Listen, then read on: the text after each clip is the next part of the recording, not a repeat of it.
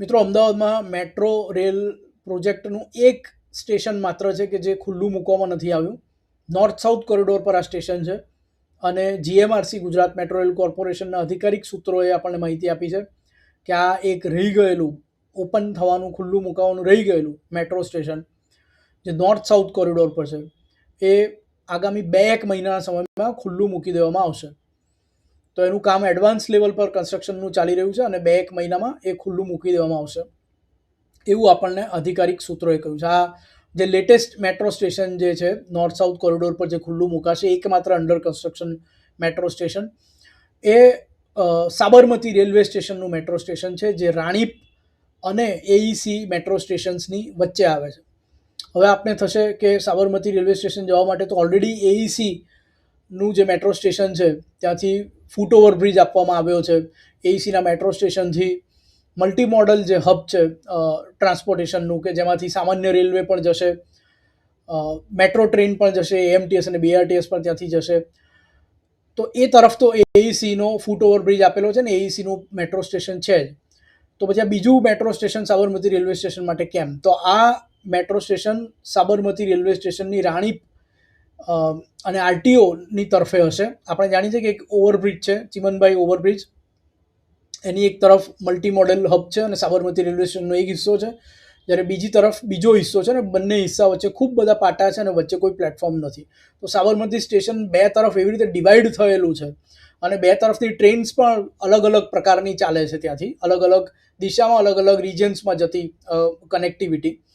તો એના કારણે 2 મેટ્રો સ્ટેશન આ સાબરમતી રેલવે સ્ટેશનની 2 તરફ બનાવવામાં આવ્યા છે.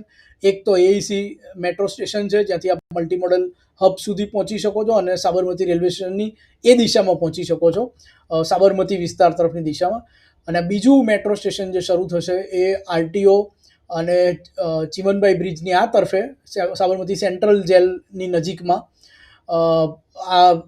આ તરફનું રાણીપ તરફેનું આ એક બીજું Sabarmati railway station metro station એ હવે 2-1 મહિનામાં ખુલ્લું મુકાશે.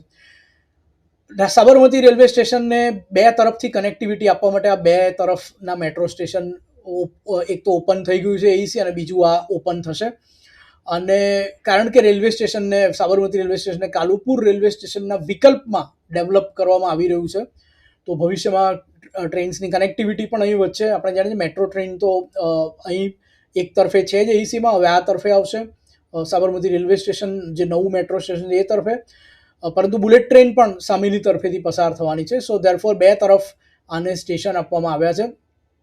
અને અહીં ધ્યાન રહે કે એક સાબરમતી મેટ્રો સ્ટેશન પણ છે જે એઈસી પછી આવે છે અને મોટેરા સ્ટેડિયમની પહેલાં આવે છે. પરંતુ આ જે નવું ઓપન થવાનું છે Sabarmati railway station metro station ઊભું થવાનું, તો 2 નામમાં સાબરમતી છે.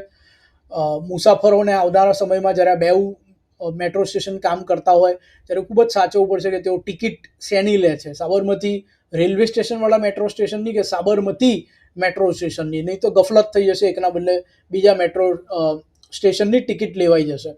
તો આ જે મેટ્રો સ્ટેશન છે એ છેલ્લું મેટ્રો સ્ટેશન અંડર કન્સ્ટ્રક્શન છે ને આટલો બધા વિલંબથી ઓપન એટલા માટે થઈ રહ્યું છે કારણ કે જે ડીપીઆર બનાવવામાં આવ્યો, ડિટેલ પ્રોજેક્ટ રિપોર્ટ, એમાં સૌથી ઓછી મુસાફર સંખ્યા હાલના સંજોગોમાં તો આ સાબરમતી રેલવે સ્ટેશનના મેટ્રો સ્ટેશનને મળવા જવાની છે, કારણ કે એની આસપાસનો જે કેચમેન્ટ એરિયા છે એટલો લાઈવ નથી. પરંતુ જ્યારે સાબરમતી રેલવે સ્ટેશનની આ તરફને પણ ખૂબ વિકસાવવામાં આવશે ભવિષ્યમાં કાલુપુર રેલવે સ્ટેશનના વિકલ્પમાં, અને એક સેટેલાઇટ રેલવે સ્ટેશન તરીકે પણ અમદાવાદના એક બીજા વૈકલ્પિક રેલવે સ્ટેશન તરીકે પણ ખૂબ વિકસાવવામાં આવશે, ત્યારે ચોક્કસ તેને વધારે ટ્રાફિક મળશે. પણ હાલ તો તમે તમામ ડીપીઆરમાં જુઓ કે જે મેટ્રો સ્ટેશન છે એમાં સૌથી ઓછા ફૂટફોલ જો પર અવર બતાવ્યા હોય જે એસ્ટિમેટેડ, તો એ આ સાબરમતી રેલવે સ્ટેશનના છે. બીજું કે આ સાબરમતી રેલવે સ્ટેશનવાળું જે મેટ્રો સ્ટેશન બનવાનું છે રાણીપથી ખૂબ નજીક છે. રાણીપ મેટ્રો સ્ટેશન આપ પૂરું કરો અને પછી માત્ર 800 મીટરથી પણ ઓછા અંતરમાં, 768 સમથિંગ મીટરના ડિસ્ટન્સમાં જ આ Sabarmati railway station metro station આવી જવાનું છે, કારણ કે બંને વચ્ચેનું અંતર રાણીપ અને Sabarmati railway station metro station વચ્ચેનું ખૂબ જ ઓછું છે.